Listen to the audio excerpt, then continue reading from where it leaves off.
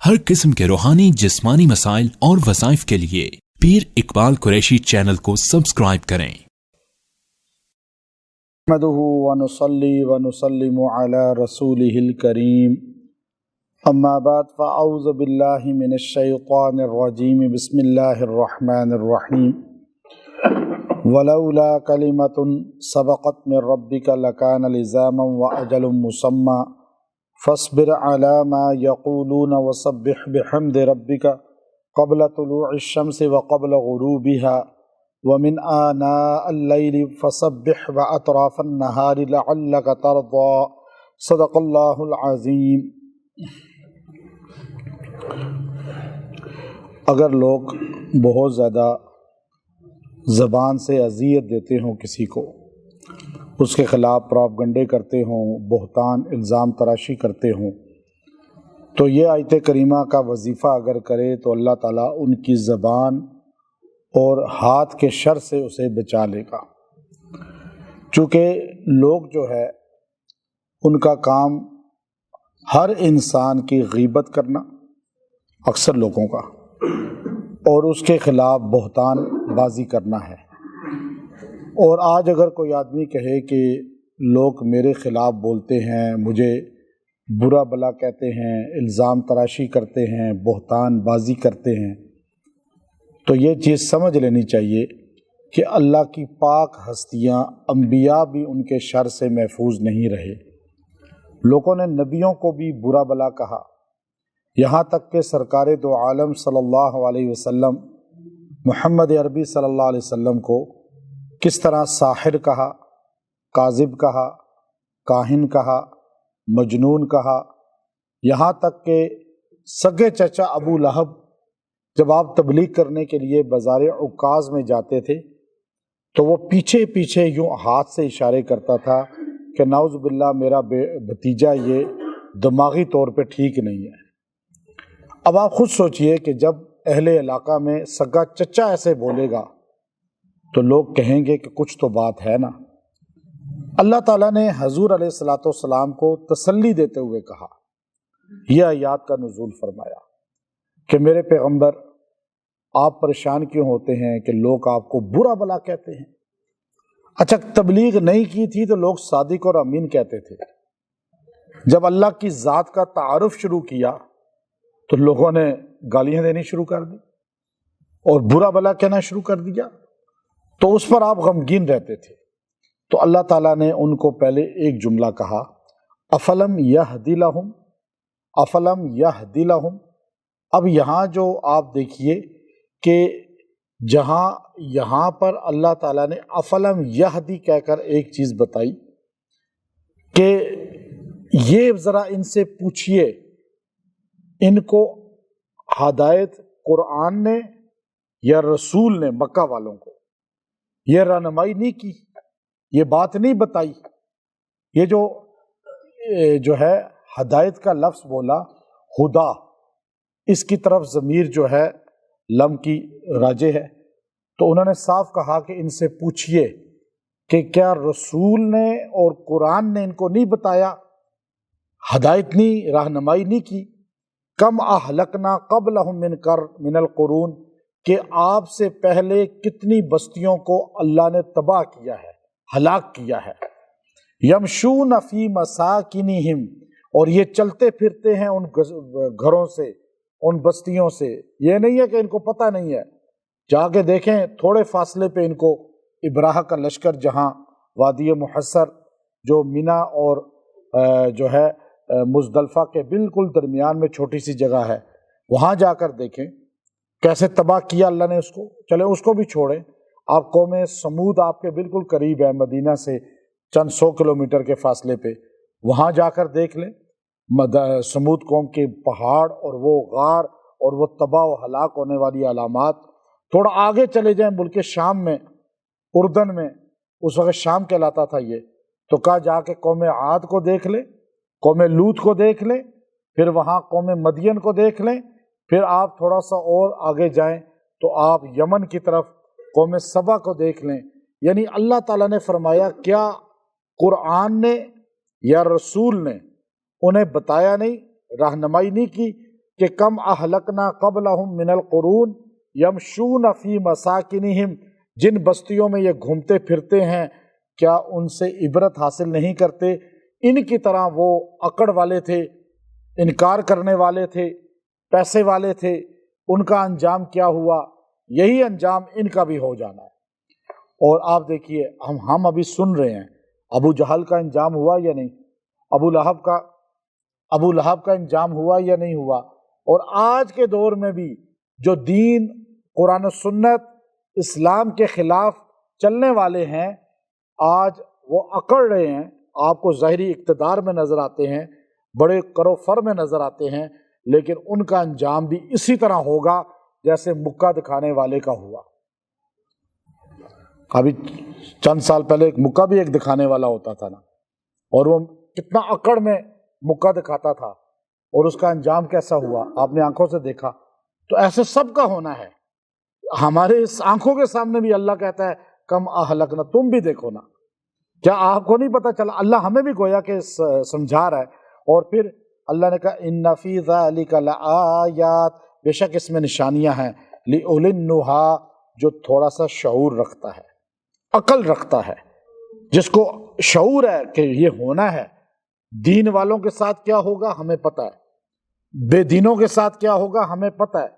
تو ولولا کلمۃ سبقت من ربک، اگر اللہ کا یہ کلمہ، یہ جملہ نہ ہوتا مضبوط، یعنی فیصلہ، تو اللہ تعالیٰ وہ ان کے ساتھ کر بیٹھتا جو یہ چاہتے ہیں، تیرا رب ان کے ساتھ وہی کرتا جو بار بار کہتے ہیں متی ھذا الوعد ان کنتم صادقین، وہ قیامت کب آئے گی اے محمد صلی اللہ علیہ وسلم جس کا آپ ہمیں بار بار ڈراتے ہیں؟ تو عذاب نہیں آتا تھا ایک دم۔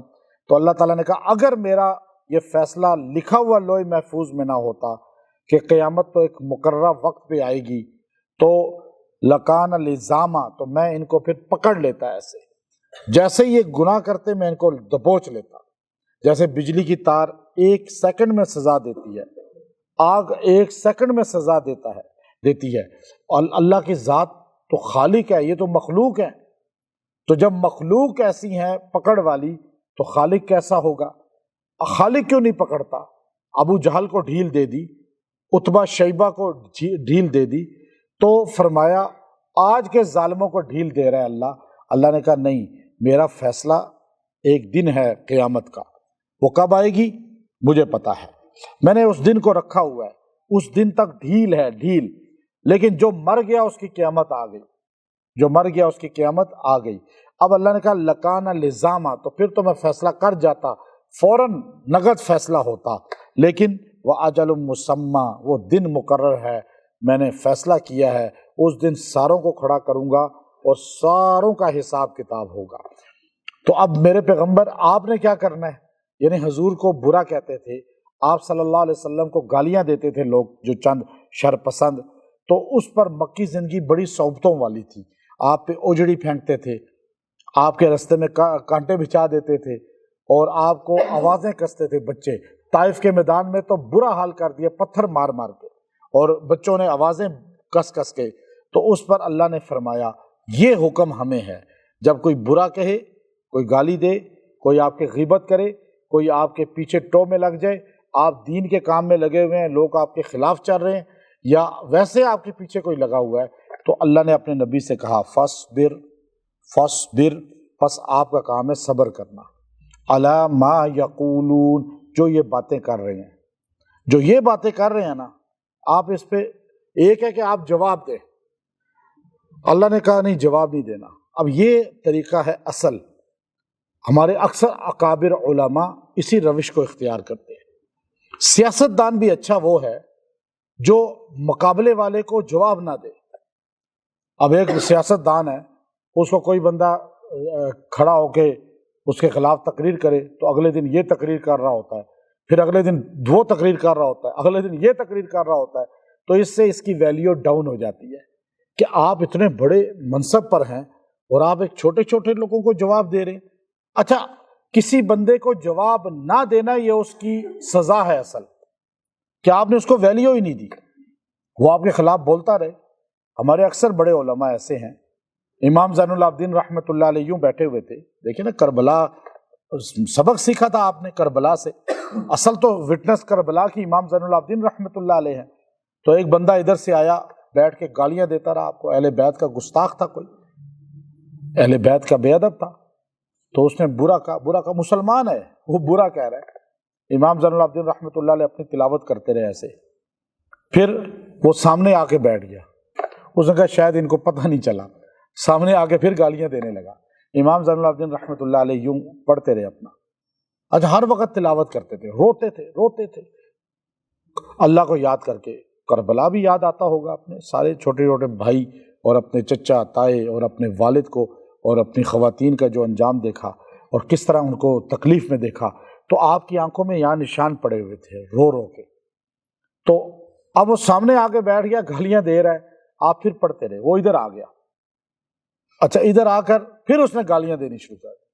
جب اس نے دیکھا کہ یہ تو مڑ کے دیکھ ہی نہیں رہے تو اس نے ہاتھ آگے یوں کر کے آپ کی طرف کہا کہ میں تم کو گالیاں دے رہا ہوں.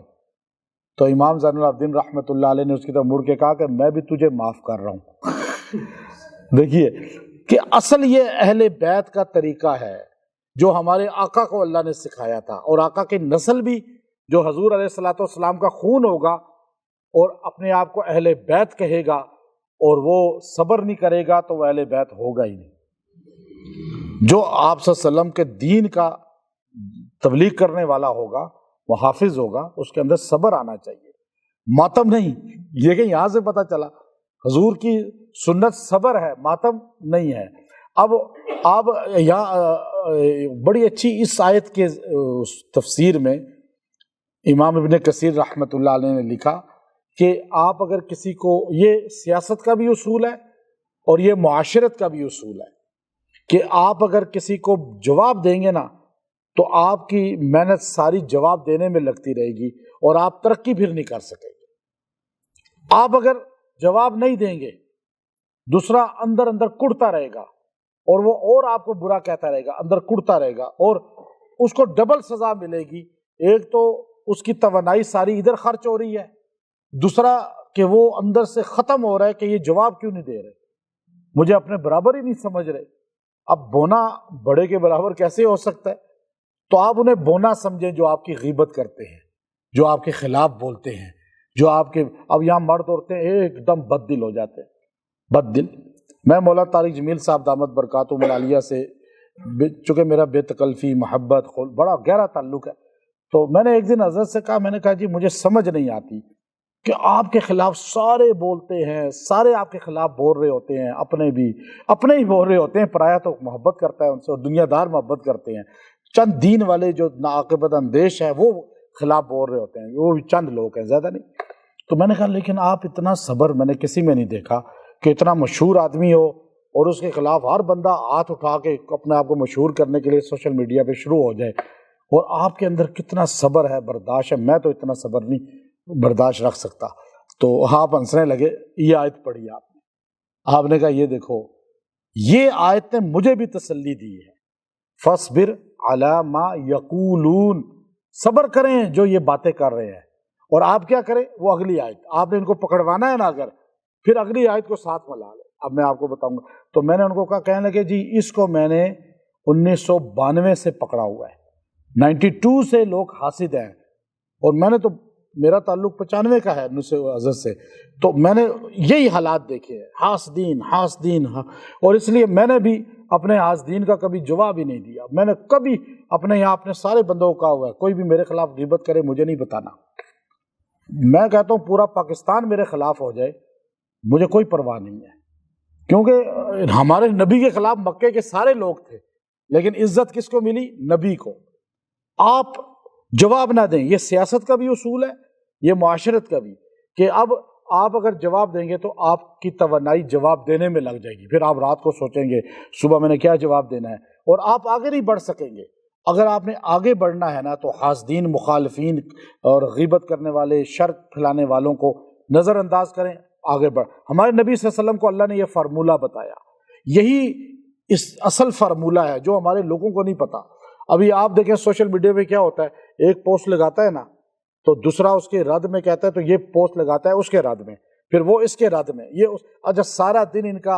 اور یہ اندر سے یہ جو لوگ ہیں نا پوسٹیں لگانے والے، اگر آپ ان کو دیکھیں تو زمانے میں ان کی اتنی بھی ویلیو نہیں ہوتی، نہ ان کی گھر میں معیشت اتنی مضبوط ہوتی ہے، نہ گھر کے حالات کھانے پکانے میں اپنے روزگار میں، یہ لوگ بالکل ڈاؤن ہوتے ہیں، لیکن سوشل میڈیا پہ ہیرو بنے ہوئے ہوتے ہیں۔ اور جتنے لوگ سیٹل ہوں گے نا صحیح، وہ کبھی آپ کو اس طرح کی اسٹوپڈ چیزوں میں نہیں ملیں گے۔ وہ اس لیے سیٹل ہیں کہ وہ اسٹوپڈ چیزوں میں پڑتے نہیں ہیں، اور جو جتنے ڈاؤن ہیں علمی لحاظ سے اور کھانے پینے کے معاشرت کے لحاظ سے، وہ اتنا ہی آپ کو بڑا جگہ نظر آئے گا، اور وہ آپ کو یوں بولتا ہوا۔ میں نے بڑے نوٹ کیے ایسے، ایک بندہ پوسٹ لگاتا تھا، میں نے اس کو یہاں پہ ہمارے دوست تھے ان کو میں نے کہا کہ اٹھوایا جب، تو وہ بعد میں پتہ چلا وہ اتنا سا بونا تھا، وہ اس کے اتنا قد بھی نہیں تھا اس کا۔ یاد رکھیں یہ اصول ہمارے نبی کو بتایا۔ ابو جہل بونا ہے، ابو لہب بونا ہے، یہ عتبہ شیبہ بونے ہیں۔ ہمارے نبی صلی اللہ علیہ وسلم کی ذات بہت بلند ہے، اور کائنات میں آج ابو لہب کا نام لینے والا کوئی نہیں، ابو جہل کا نام لینے والا کوئی نہیں۔ محمد عربی صلی اللہ علیہ وسلم کا نام ساری کائنات میں ہے اور رہے گا۔ یہ ہمیں اس آیت سے پتہ چلا۔ آپ چاہتے ہیں کہ آپ ترقی کریں تو جواب دینا چھوڑ دیں۔ اب یہ میاں بیوی کے درمیان بھی یہی چیز ہونا ہے، جواب ایک دوسرے کو دینا یہ ختم کر دیں۔ ساس بہو میں اگر بہو چپ کر جائے گی، ساس یا چپ کر جائے گی، تھوڑے دنوں میں دونوں سیٹ ہو جائیں گے۔ یہ اصول ہر جگہ ہے۔ اس آیت کو اگر صحیح طرح سمجھا جائے تو اب یہاں اللہ نے کیا کہا حضور کو، حضور صلی اللہ علیہ وسلم تو اللہ سے کہتے ہیں یا اللہ ان پہ تو عذاب بھیج، ان کو تو پکڑ میں لے آ، ان کو تو فوراً۔ اور ہمارا عقیدہ ہے نبی صلی اللہ علیہ وسلم کا بے ادبی کرنے پہ اللہ کا عذاب فوراً آتا ہے، فوراً آتا ہے یہ۔ لیکن یہاں اللہ تعالیٰ نے کہا میرے نبی عذاب تو آئے گا، اور آپ نے انفرادی دیکھا ایک ایک تباہ ہوا ہے وہ بے ادبی کرنے والا۔ لیکن اللہ نے کیا کہا اب یہ دیکھیے، فَاصْبِرْ عَلَىٰ مَا يَقُولُونَ، میرے پیغمبر آپ بس صبر کریں۔ آگے ان کو کون پکڑے گا؟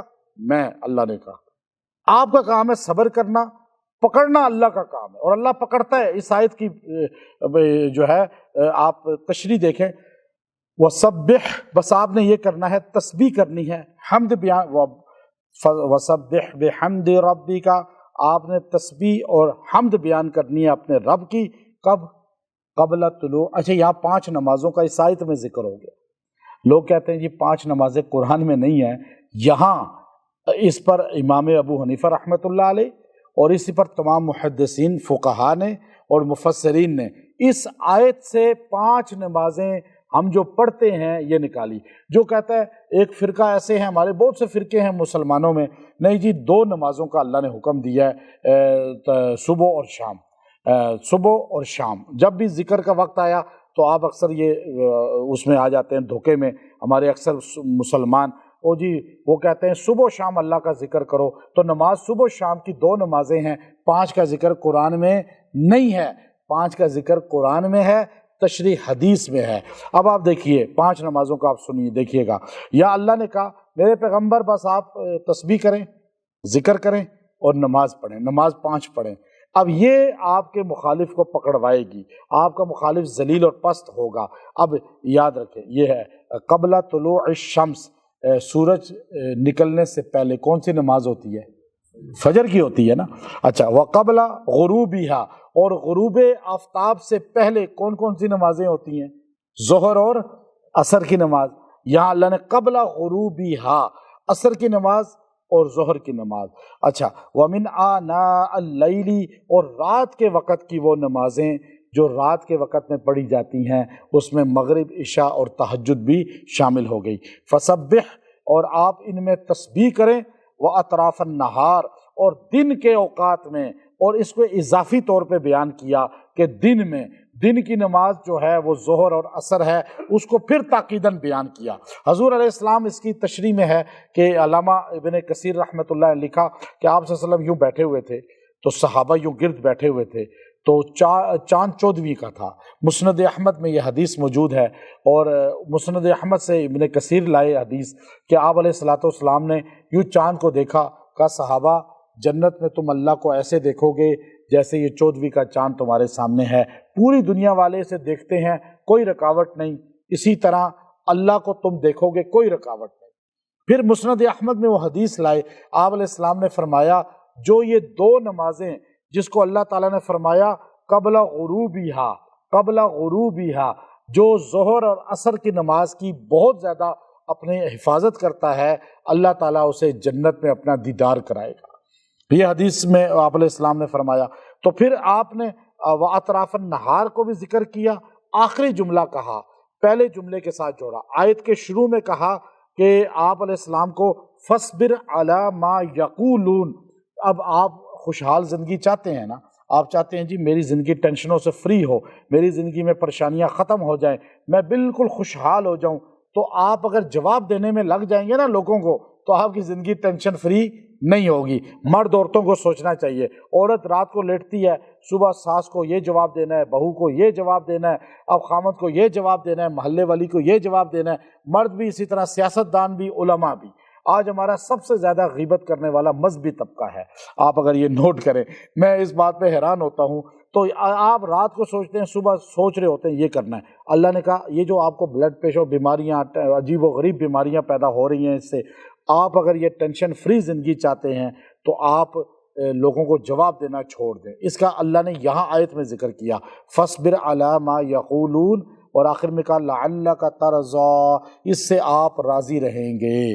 آخر میں کہا یہ جو آپ کو میں نے فارمولہ بتایا ہے، لَعَلَّكَ تَرْضَىٰ، آپ راضی زندگی گزاریں گے اور خوشی کی زندگی گزاریں گے، اور آپ کی ٹینشن فری زندگی ہو جائے گی اگر آپ لوگوں کو جواب دینا، لوگوں کی باتوں کو اگنور کرنا شروع کر دیں گے، جواب نہیں دیں گے اور باتوں پہ ان کو اگنور کریں گے، وہ آپ کے حق میں کچھ بھی لکھیں آپ کے خلاف، آپ جواب ہی نہ دیں، بس آپ کی زندگی خوشحال ہو جائے گی، اور آہستہ آہستہ وہ چیز ان کے، وہ بھی چپ ہو کر سائڈ پہ تھک کے بیٹھ جائیں گے۔